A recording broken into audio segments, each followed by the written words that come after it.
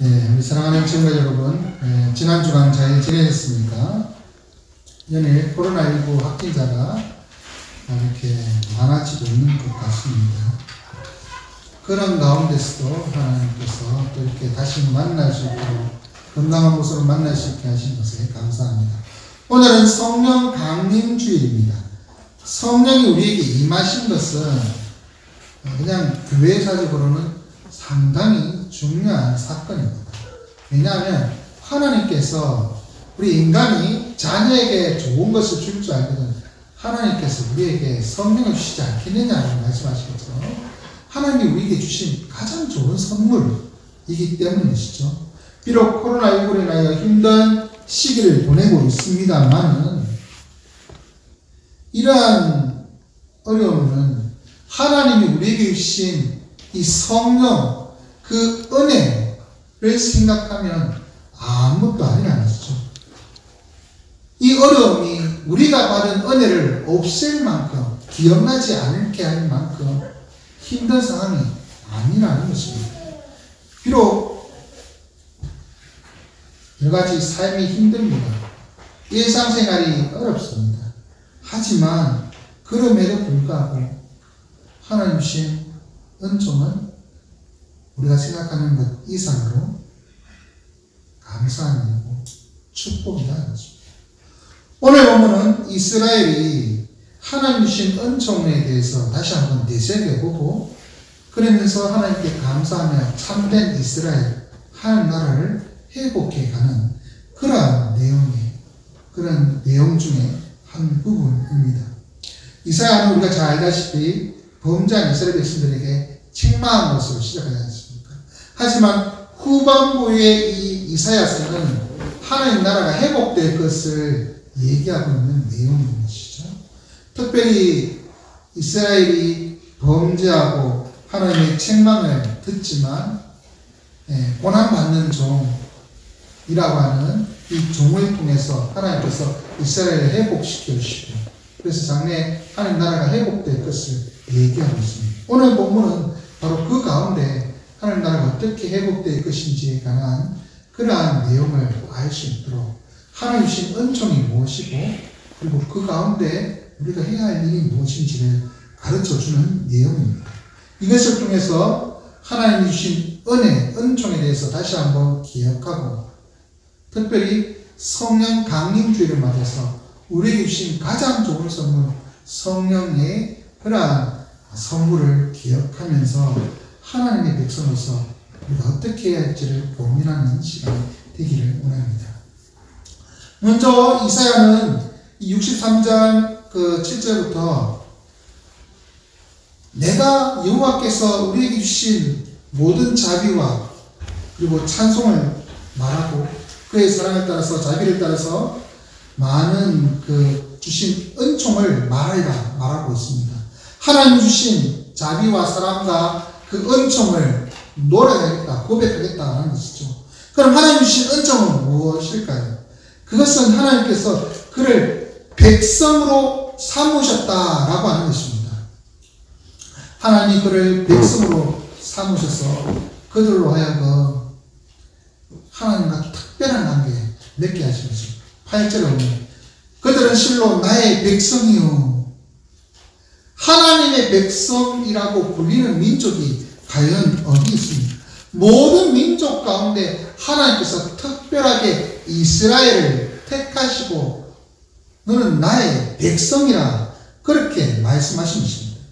출애굽기 19장에 보면 하나님께서 이스라엘과 언약을 맺으실 때 모든 민족 중에서 너를 나의 하나님의 소유로 삼으시고 제사장 나라가 되게 하시고 거룩한 백성으로 삼는다고 말씀하고 있습니다. 하나님의 백성으로 삼으셨다. 그것은 하나님 주시는 큰 은혜인 것이죠. 그런데 그럼 이스라엘이 무슨 일을 했기에 어떤 자격이 있기에 다른 민족이 아니라 이스라엘이 하나님의 백성이 되었을까요? 이스라엘이 하나님의 백성이 되기 위하여 한 일은 아무것도 없습니다. 그냥 지금 애굽에서 노예 생활로 지금 400년 동안 지내고 있는 그러한 상황인 것이죠.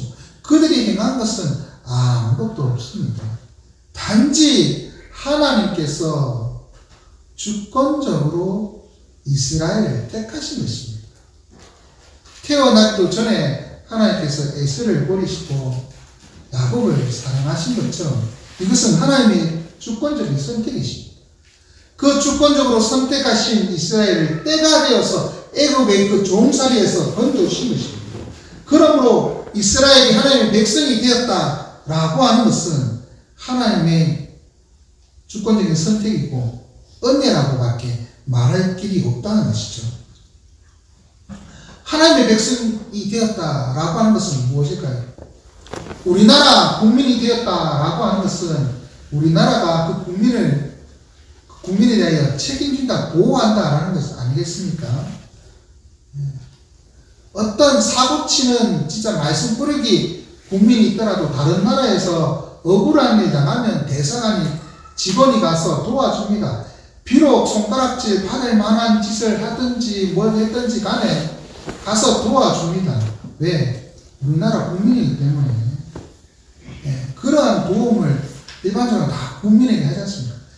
하나님의 백성이 되었다라고 하는 것은 하나님이 그 백성된 이스라엘을 보호하고 지켜주신다라는 것을 의미하는 것입니다. 오늘날에도 하나님은 하나님의 백성을 지켜주십니다.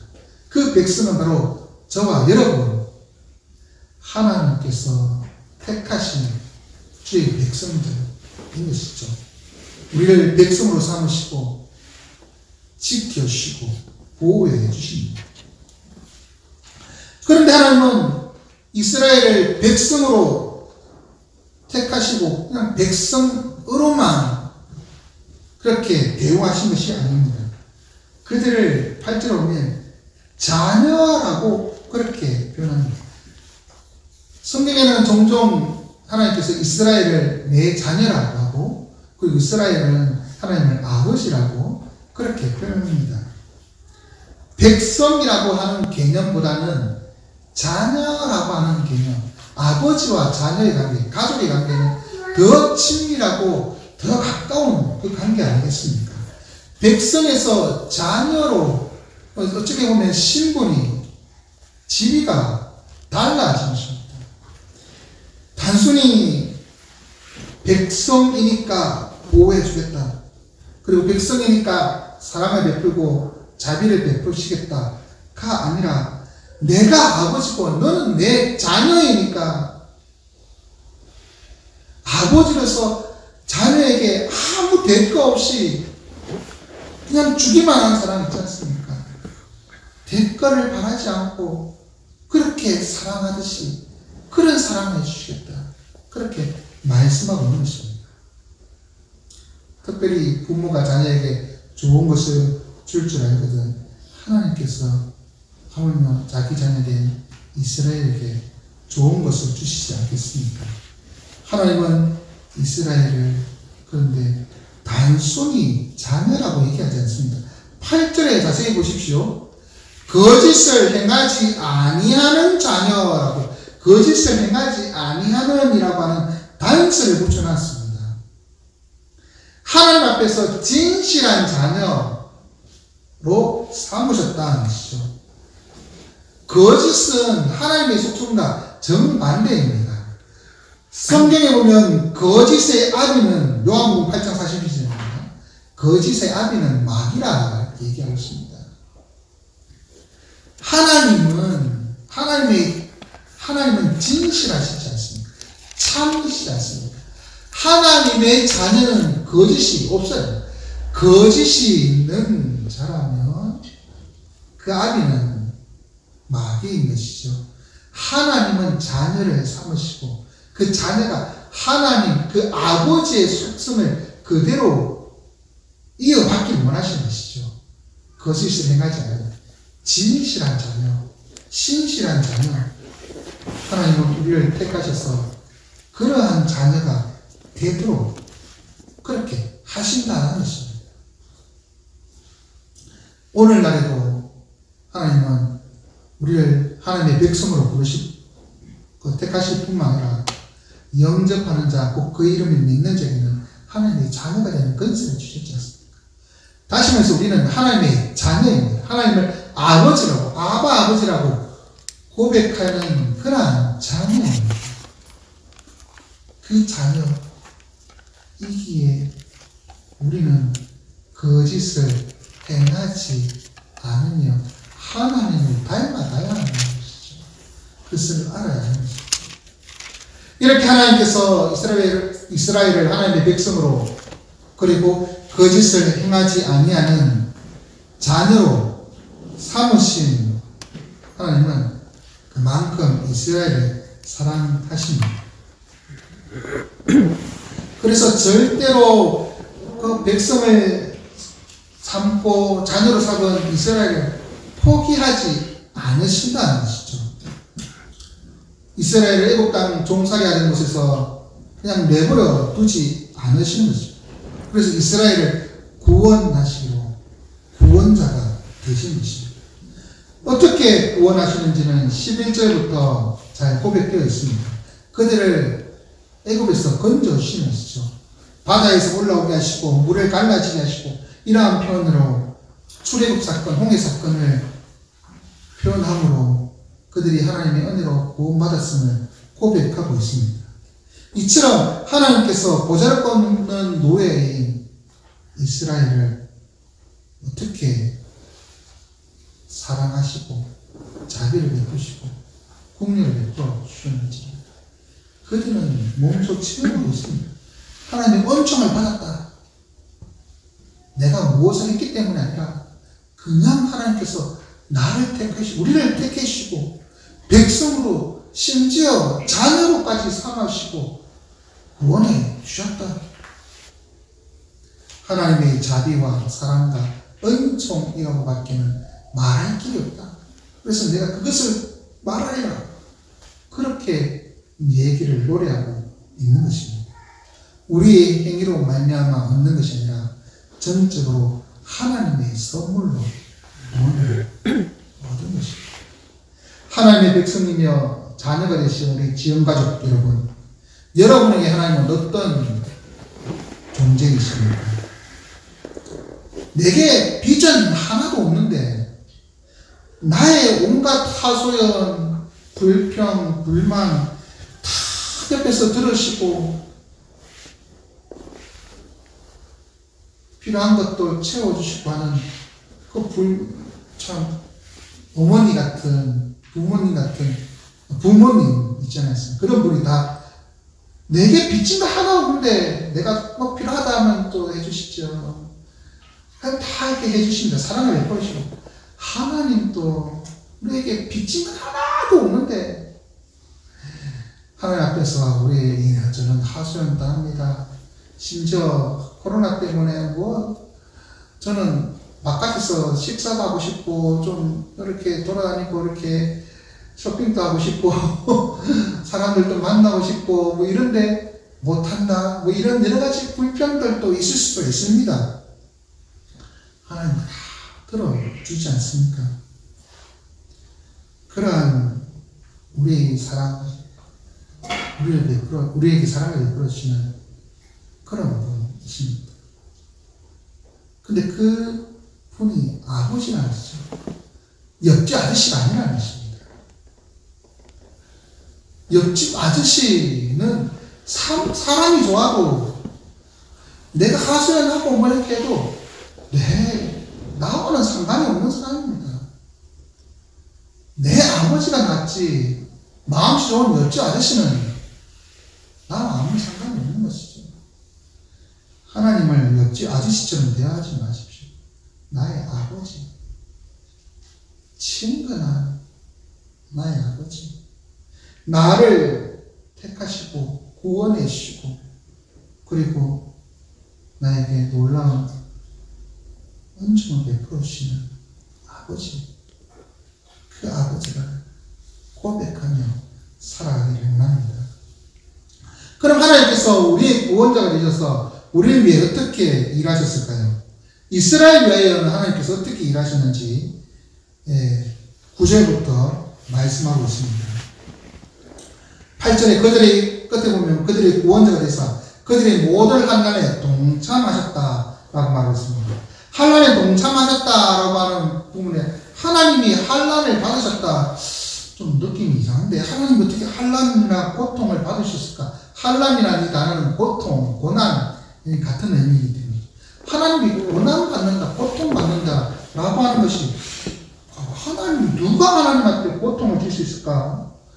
뭐 대포를 쏴도 하나님 앞에는 끄떡없을 것 같아. 하나님은 절대로 상처 하나 입을지 않을 것 같은데, 이건 뭘까요? 하나님은 누구와 하나님 앞에 상처를 줄 수도 있거나 환난을 그렇게 할 수 있는 분은 아닙니다. 그런데 환난에 동참했다는 것은 하나님께 스스로 이 환난의 자리에 오셨다는 것을 알 수 있는 것이죠. 그런데 어떻게 동참하셨을까요? 여기 9절 뒤에 보면 자기 앞에 사자로 하여금 그들을 구원하셨다라고 말씀하시면서, 이것이 환난에 동참하는 것이 이 사자와 깊은 관련이 있겠죠. 그렇게 얘기를 하고 있습니다. 여기에서 이 단어, 이 구절은 조금 해석의 여지가 있습니다. 우선 이 한글, 지금의 이 구절 한글 번역처럼 해석을 한다면 사자는 천사를 의미하지 않습니까? 그래서 1차적으로는 천사, 10번째 재앙, 죽음의 천사를 보내어서 이스라엘을 구원하셨구나 라는 생각할 수 있고, 또 이 사자는 구약에서 표현된 주의 사자라고 하는 이 부분은 신약시대 예수 그리스도의 구약적인 표현으로 많이 사용되었습니다. 구약시대에 예수님이라는 단어가 나오지 않지 않습니까? 그런데도 구약시대에도 예수님은 있었습니다. 구약 사람들, 이스라엘 사람들이 그럼 주님을 어떻게 주의 사자로 그렇게 표현했다 하시죠. 그렇게 생각해서 주님의 사자, 다시 말해서 메시아 예수 그리스도께서 이 땅에 오셔서 환난을 당하셨다, 우리의 연약함에 동참하시고 동정하시며 우리의 그 연약함에 함께 체험하신 분이시다 라는 의미를 가지고 있는 것으로 그렇게 해석할 수가 있습니다. 가장 널리 해석되는 본문입니다. 그런데 원어에서 보면, 히브리어 성경에서 보면 자기 앞에 사자를 보내었다라고 하는 부분 앞에 아니다라고 하는 부정어가 붙어 있습니다. 다시 말해서 사자를 보내지 않았다라는 것이죠. 그래서 다른 한글 번역인 표준세 번역, 공동 번역, 우리말 성경, 가톨릭 성경 등은 히브리어 원문의 그대로, 그리고 일부 영어 성경도 그렇습니다만, 자기 앞에 사자를 보내지 않으시고 친히 환난에 참여했다, 동참하였다라고 번역하고 있습니다. 네. 이 부정어, 아니다라고 하는 부정어를 넣어서 해석하는 것이 가장 올바른 방법입니다. 왜? 원어의 그대로. 그런데 그렇게 할 경우에 여러 가지 이제 천사를 보내시는 하나님께서 직접 하나님 스스로 어떻게 환난에 당하시느냐, 이런 것에 되어 있어서 부정어를 오기로 생각하고 빼버리는 것이 오늘 한글 성경의 내용인 거죠. 그런데 직접 참여하시겠습니다. 왜냐하면 성자 예수 그리스도 하나님이시기 때문에 하나님이 직접 환난에 참여하시는 것입니다. 이스라엘 백성들의 그 애굽의 종살이에 하나님은 함께 하셨습니다.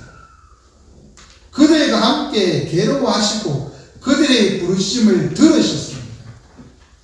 멀리 계시다가 하도 시끄럽네 하고 가니까 고생하고 있구나, 이런 하나님이 아니라 고생하고 400년 동안 종살이하던 그때 하신 하나님이십니다. 하나님이 함께 참여하신 것이고, 이것은 또한 신약의 예수 그리스도께서 이 땅에 오셔서 우리의 연약함, 우리가 받는 그 죄의 비참함, 그 모든 것들을 죄가 없으심에도 불구하고 몸소 체험하신 것입니다. 그것을 말씀하고 계십니다. 똑같은 시험을 받으셨다는 것을 보여주고 있다는 것이죠. 하지만 주님은 그 시험을 받으셨지만 승리하셔서 우리를 구원해 주신 것입니다. 이스라엘을 위하여 환난에 동참하신 하나님은 이스라엘을 이끌어 애굽에서 나오게 하셨습니다. 그런데 애굽에서 이렇게 해방되어서 나왔습니다만은 그들 앞에 무엇이 가로막고 있습니까? 홍해가 가로막고 있습니다. 이 홍해를 건너야 애굽 땅을 완전히 건너는 것입니다. 지금 홍해 앞에 있는 그들은 애굽 땅 경계 안에 있습니다. 여전히 애굽에 살고 있는 것이죠. 홍해를 건너야 애굽의 경계를, 이 휴전선 같은 이 경계를 넘어가는 것입니다. 하나님께서 10가지 재앙으로 이스라엘 백성들을 건져내기 하셨지만 그들은 이 홍해라는 이 길까지도 건너야 진정한 출애굽이 되는 것입니다. 그래서 이스라엘은 11절에부터 이 홍해 사건을 모티브로 하는 내용을 말하고 있습니다. 바다에서 올라오게 하신 이가 어디 계시냐. 그리고 12절에 그들 앞에서 물을 갈라지게 하셨다. 이런 표현들이 나오지 않습니다. 기쁨에서 13절에 보면 기쁨으로 인도하시되 강에 있는 말같이 그렇게 넘어지지 않게 하셨다. 이러한 표현들이 대부분 홍해를 안전하게 걷는 것, 그 의미를 갖고 있는 것이죠. 홍해 사건은 이 출애굽의 중요한 사건으로, 이 출애굽의 그 애굽에서 완전히 떠나는 사건으로 그렇게 표현하고 있는 것입니다. 그래서 출애굽의 그 홍해 건너고 난 후에 홍해에서 애굽의 군대가 완전히 말살함으로 그들을 압제하던 그 애국과는 결별하게 되는 그 모습을 보여주고 있는 것이죠. 그리고 이 홍해 사건은 신약시대에 사도 바울은 고린도전서 10장에서 이 홍해 사건을 세례의 의미로 설명하고 있습니다. 다시 말해서 우리가 예수 그리스도의 그 보혈로 말미암아 죄용서 받고 하나님의 자녀가 되었지 않습니까? 하나님의 백성, 하나님의 구원을 입었습니다. 그런데 여전히 제 영향력 아래에 있다는 것이죠. 우리가 완전히 그런 세상과 단절하고 하나님의 사람으로 살아있다는 것은 바로 세례를 통해서 하나님 앞에, 그리고 백성들 앞에, 사람들 앞에 고백함으로 공적으로 내가 예수 그리스도의 사람으로 살겠다는 그런 고백이 있습니다. 그런 고백이 필요한 것처럼 그런 세례의 의미를 갖고 있는 것입니다. 이렇게 함으로 예전과 다른 삶을 살겠다는 공식적인 선언인 것입니다. 믿게 되면 그 즉시 구원받습니다. 하지만 세례를 받으면 내가 공식적으로 나는 이전과 다른 삶을 삽니다. 하나님의 백성으로 삽니다. 라고 하는 것을 드러내는 고백이 되는 것입니다. 그러한 세례의 그것을 세례를 통하여 하나님 우리를 진정한 하나님의 자녀로 백성으로 받아주신 것입니다. 그런데 이 홍해를 통해서 하나님께서는 이 이스라엘 백성들을 구원하십니다. 그러면서 항상 하나님은 이스라엘 백성들과 함께 하십니다. 구름 기둥과 불 기둥으로 그들과 함께 하셨습니다. 하나님의 영이 그들을 떠나지 않으셨습니다. 이를 이사야는 성령을 그들 가운데 두셨다라고 고백합니다. 이것은 다른 민족과 이스라엘이 다른 점인 것이죠. 성령이 있는 민족, 성령이 함께하는 민족, 하나님의 영이 함께 있는 민족, 거룩한 민족이 될 수밖에 없는 것입니다. 그런데 이 구약에서 이 하나님의 영이 임하지만 때가 되면 필요한 사람에게는 이 메시가 때가 되면 성령을 거두어 가시기도 합니다. 사울 왕 같은 경우에는 나쁜 짓을 하려고 이렇게 해도 하나님께서 성령이 임하기도 하십니다. 그런 역사가 있습니다만 신약 시대에는 어떻게 됩니까? 믿는 자들에게 하나님께서 성령을 부어 주셨습니다. 성령이 내주하였습니다. 다시 말해서 우리의 속에 성령을 두셨다는 것입니다. 기본적으로 성도라면 성령을 모신 자, 성령의 전인 것입니다. 그런데 정도의 차이가 있는 것이죠. 성령의 충만함을 받아 사는 자가 있는 반면 성령의 역사가 미비한 자는 있습니다. 성령으로 따라 살지 아니하고 육신의 소욕을 따라 사는 자는 성령이 내주하고 있지만 성령의 역사가 미비한 것입니다. 그런 사람들이 말씀을 통해서 계속해서 하나님을 닮아갈 때 이 성령의 충만함이 나타나는 것입니다. 중요한 것은 하나님께서 우리에게 성령을 주셨다는 것이죠. 주로 말미암아 구원받고 세례받고 성령을 받으신 지원가족 여러분, 여러분의 구원을 위해 우리 연약함을 몸소 체휼하시고 우리를 동정하시며 우리를 구원하신 예수 그리스도를 믿으십니까? 주를 믿으며 공개적으로 고백함으로 세례를 받고 제된 삶과 결별하셨습니까? 그렇다면 성령이 내주하심을 기억하며 성령 충만한 모습으로 살아가시기 바랍니다. 성령이 함께 하심을 깨닫지 못하고 내 마음대로 살아가는 모습은 옳지 않습니다. 우리는 하나님의 백성이기 때문인 것이죠. 그럼 구체적으로 하나님의 구원하심을 입은 성도는 어떻게 해야 할까요? 이사야는 이스라엘에게 요구하는 것을 통해서 하나님께서 우리에게 무엇을 요구하는지를 가르쳐주고 있습니다. 성도는 하나님 앞에 반역해서는 안 된다라는 것이죠. 10절에 보면 그들이 반역하여 라고 말하고 있습니다. 그런데 반역하는 것을 어떻게 반역하는가? 성령을 근심케 하셨다는 거죠. 성령을 주셨는데 성령을 근심케 하는 일들을 하는 것이죠. 반역이라는 것은 저항하는 것입니다. 하나님의 말씀에 저항하고 거역하는 것입니다. 불순종하는 그런 것이죠. 그것은 성령, 우리 속에 거하시는 성령을 근심케 하는 것입니다. 성령의 지배함 가운데 살아가려고 하지 않습니다. 자신의 욕심을 따라 살아갑니다. 성령이 좋아하실 것을 행하지 아니하고 자신이 좋아할 만한 것을 행합니다. 그것을 반역이라 성령을 근심케 하였다 말하고 있습니다. 이 성령을 근심케 한 것은 심각한 죄입니다.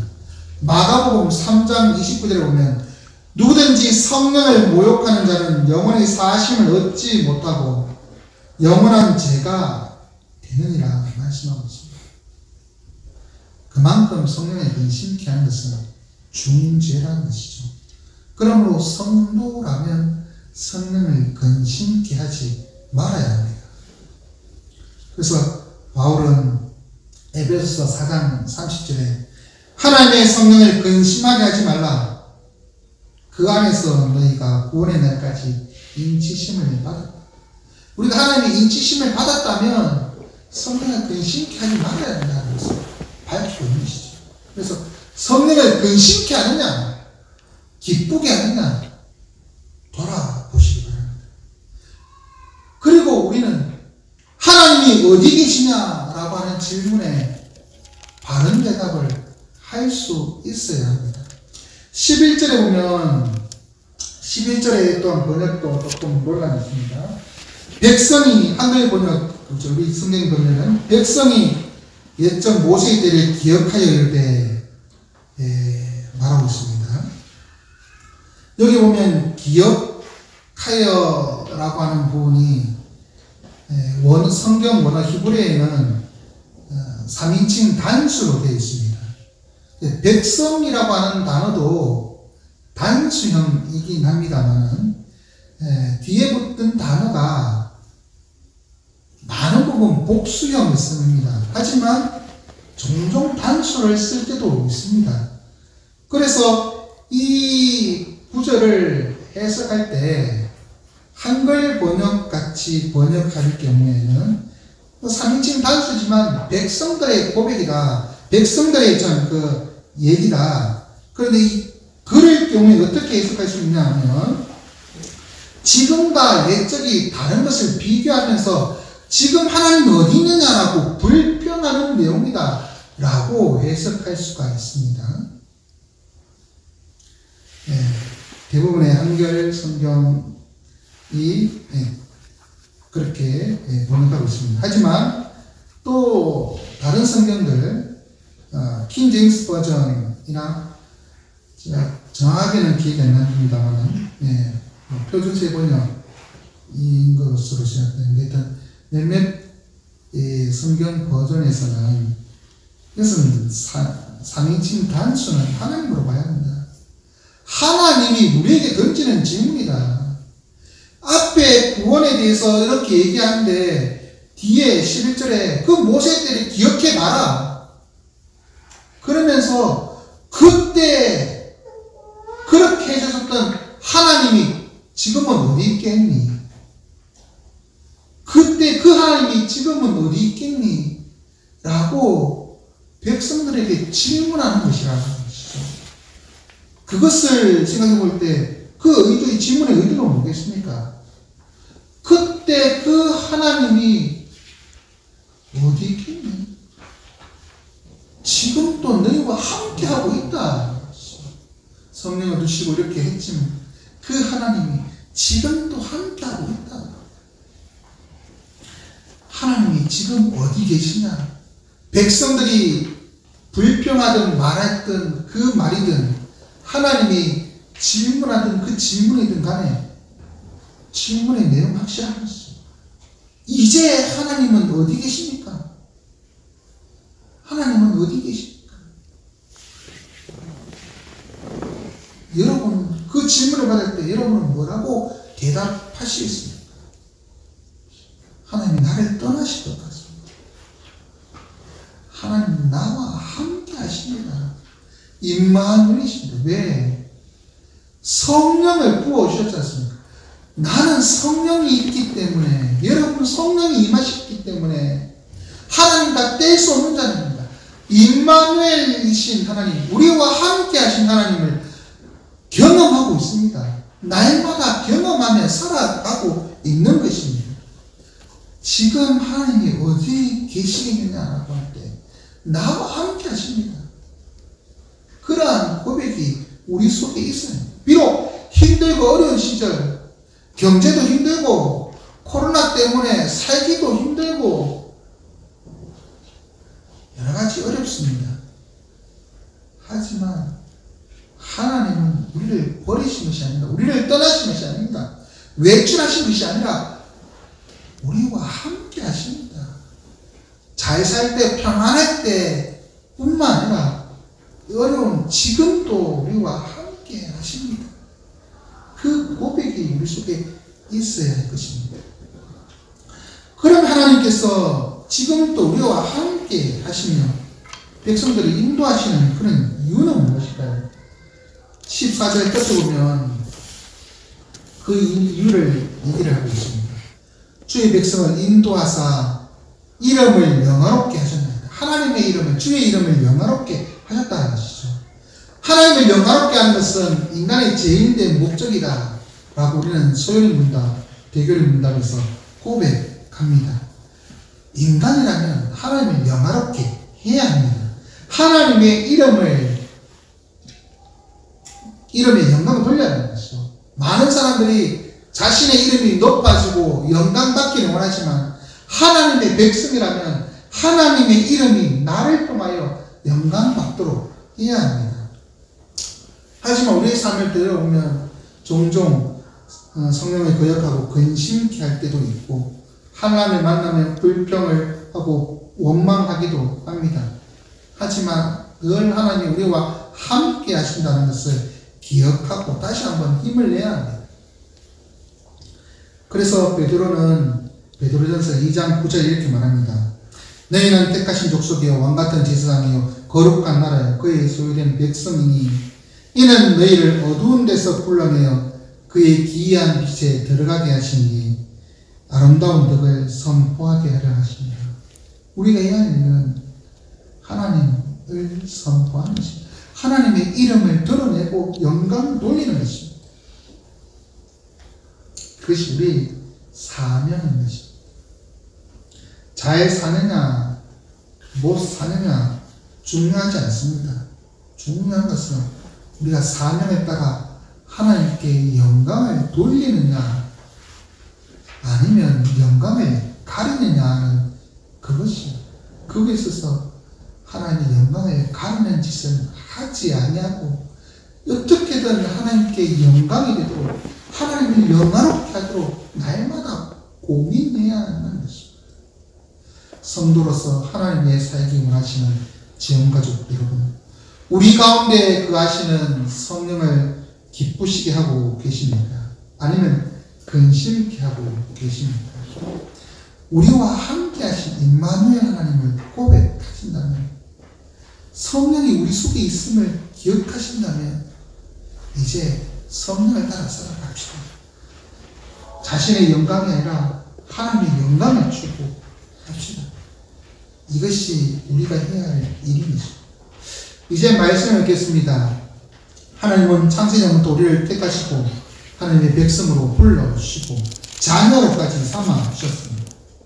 우리를 구원하시기 위하여 친히 그 아들 예수를 보내주시고 우리가 당하는 모든 시험을 감당하게 하셨습니다. 환난에 동참하게 하셨습니다. 그리고 믿음으로 구원받게 하시고 우리를 그 삼위 하나님의 이름으로 세례받고 제된 삶과 결별하게 하셨습니다. 그리고 우리에게 성령을 부어주셨습니다. 그러니 성령을 근심케 하지 아니하고 믿음으로 살면서 성령을 기쁘시게 하는 주의 백성들이 되기를 원합니다. 날마다 성령이 나와 함께 하신다. 임마누엘로 나와 함께 하신다. 그것을 기억하고 나의 만족, 영광, 그것이 아니라 하나님의 이름이 영화롭게 되도록 수고하는 그 삶을 삽시다. 그것이 바로 우리가 살아야 할 삶인 것입니다.